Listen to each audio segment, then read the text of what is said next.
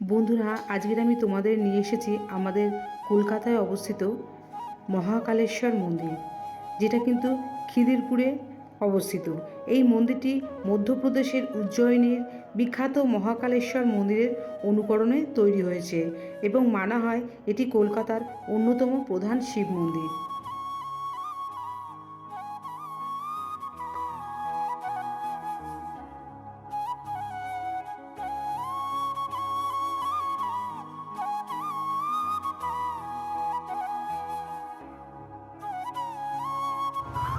Hello guys, আমি Kanika Kayal. Welcome back to my channel Kanika Kayal vlogs. বন্ধুরা, আজকে আমি চলে এসেছি আমাদের কলকাতার খুব জাগ্রত এক শিব মন্দিরে, যেটা কিন্তু আমাদের কলকাতার মধ্যে কোথাও নেই, শুধু এই খিদিরপুরেই আছে।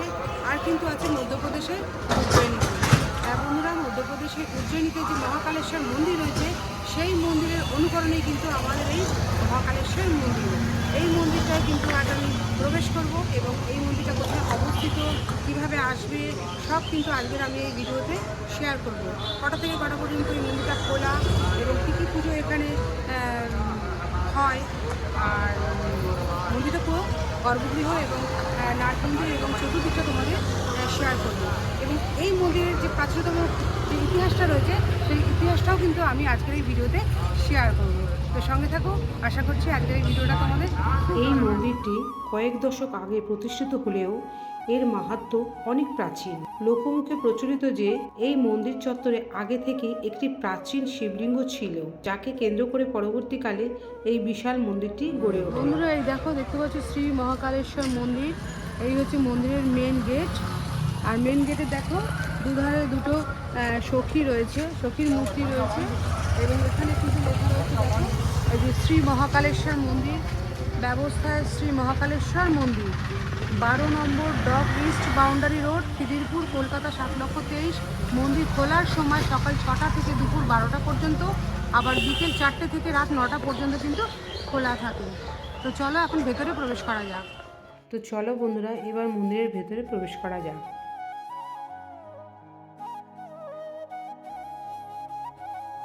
বন্ধুরা, মন্দিরের নাট মন্দিরে কিন্তু অনেকগুলো দেবতা রয়েছে। সেই দেবতাগুলোর বিগ্রহ তোমাদের দেখাই। ডান দিক দিয়ে শুরু করছি, চলো। ডান দিকে দেখো রয়েছে একটা তুলসী মঞ্চ এবং গোশালা। গোশালায় দেখো গরু রয়েছে, আর উপরে লেখা রয়েছে শ্রী মহাকালেশ্বর মন্দির।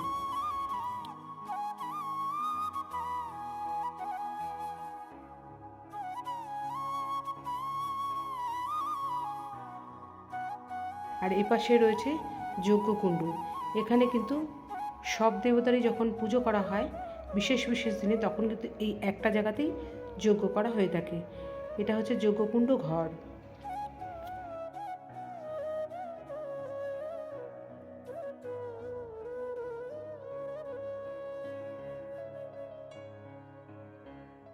আর নাট মন্দিরে রয়েছে আরও 2 দেবতা। তো এই হচ্ছে মেন গেট। এই মেন গেট দিয়ে আমরা প্রবেশ করলাম। মূল গর্ভগৃহের দুপাশে দুটো মন্দির রয়েছে।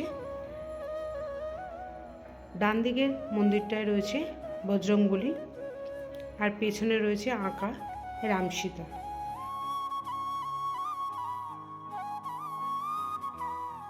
এই মন্দিরের মূল গর্ভগৃহের উপরে রয়েছে, দেখো, পাথরের উপরে রয়েছে ভোলে বাবা এবং পার্বতী, আর নিচে ছোট ভোলে বাবার নটরাজের মূর্তি।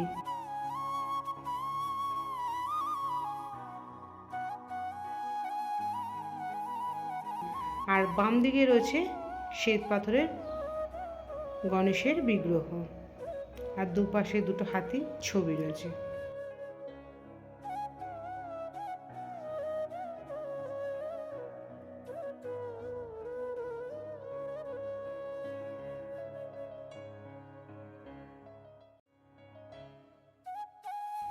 এবারে আমরা মূল গর্ভগৃহে যাব।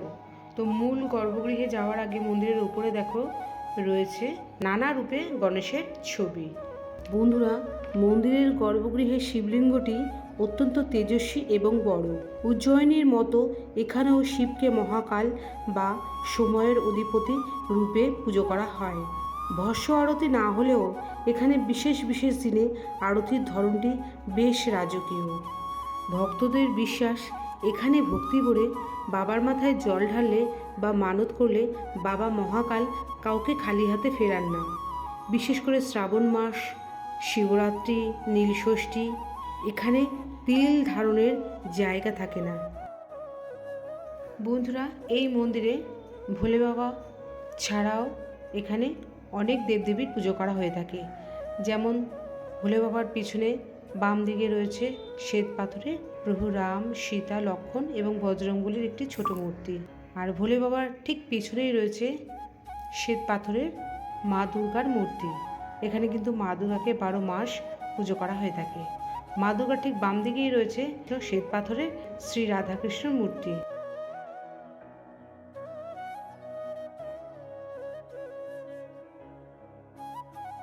মহাকালেশ্বর বাবার মাথার উপরে রয়েছে 4 দেবতা।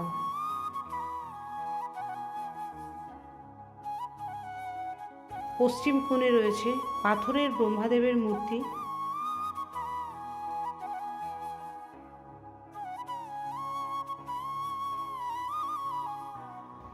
আর দক্ষিণ দিকে রয়েছে লক্ষ্মীনারায়ণের মূর্তি।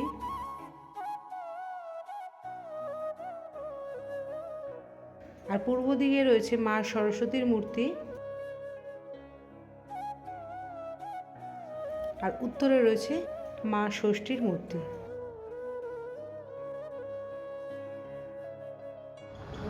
শিবলিঙ্গের গায়ে দেখো মানে লতা রয়েছে, আর শিবলিঙ্গটা অন্য রকমের। তো দেখো, ভোলে বাবার সামনে রয়েছে পাথরের নন্দী মহারাজ, আর তার পাশেই রয়েছে এই মন্দিরের মূল আকর্ষণ বিশাল আকারের শিবলিঙ্গ। দেখো, শিবলিঙ্গটি কিন্তু পুরো অন্য রকমের। দেখো, বাবার গায়ে কিন্তু লতা জড়িয়ে আছে। আর এই শিবলিঙ্গটি কিন্তু মধ্যপ্রদেশের উজ্জয়িনীর মহাকালেশ্বর বাবার স্বরূপ কিন্তু আমাদের এই কলকাতার মহাকালেশ্বর মন্দিরের শিবলিঙ্গ।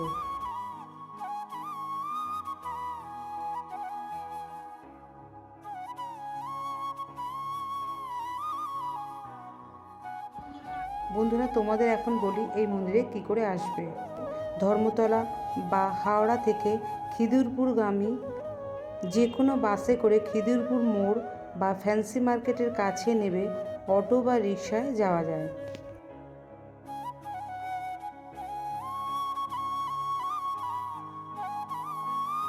আজকে আমি তোমাদের আমাদের এই কলকাতার মহাকালেশ্বর মন্দির শেয়ার করলাম, যে মন্দিরটা কিন্তু আমাদের মধ্যপ্রদেশে উজ্জয়িনীতে যে মহাকালেশ্বর মন্দির রয়েছে, সারা ভারতে কিন্তু একটাই মহাকালেশ্বর মন্দির রয়েছে, সেটা কিন্তু মধ্যপ্রদেশের উজ্জয়িনীতে।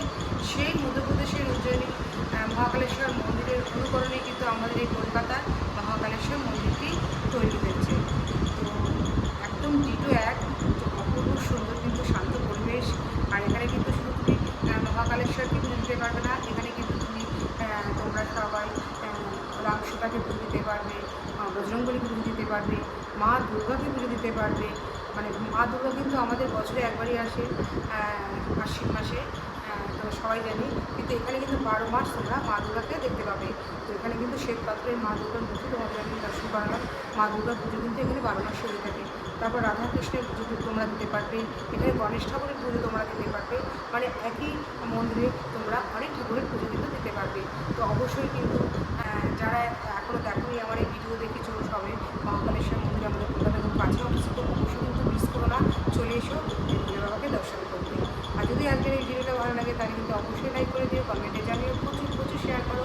কারণ যারা জানে না, এত সুন্দর আমাদের যারা উজ্জয়িনীতে যেতে পারছে না, মধ্যপ্রদেশে উজ্জয়িনীতে যারা যেতে পারছে না, তারা কিন্তু আমাদের কলকাতার মধ্যেই অবস্থিত এই মহাকালেশ্বর মন্দির দর্শন করে একবার যাবো। আর যদি ভালো লাগে তাহলে কিন্তু অবশ্যই আমার চ্যানেলটিকে সাবস্ক্রাইব করে বেল আইকনটা অন করে আমার পাশে থেকো।